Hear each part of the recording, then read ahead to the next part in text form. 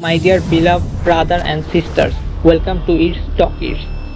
সচরাচর আমরা যখন কোনো অ্যাকশন মুভি দেখি তখন ওই মুভির অ্যাকশন সিকোয়েন্স দেখার সময় সাধারণত আমরা ওই মুভির ডাইরেক্টর বা ওই মুভির অ্যাক্টরকে প্রেস করি, বাট ইন রিয়েলিটি এসব অ্যাকশন সিকোয়েন্স ঠিকঠাক মতো ফুটিয়ে তোলার জন্য যেসব স্টান্টম্যান তাদের লাইফ রিস্কে রাখে সেসব স্টান্টম্যানকে আমরা সাধারণত প্রেস করি না।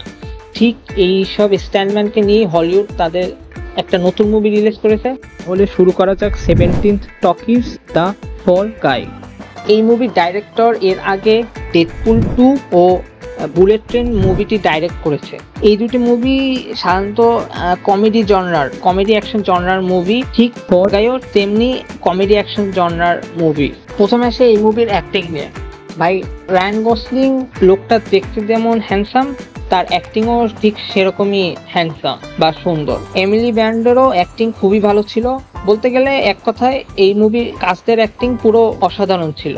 আর সবচাইতে বড় কথা হলো এই মুভির মেইন জিনিস ছিল এই মুভির অ্যাকশন। এই মুভির অ্যাকশনগুলো এক কথায় ছিল সব দুর্দান্ত।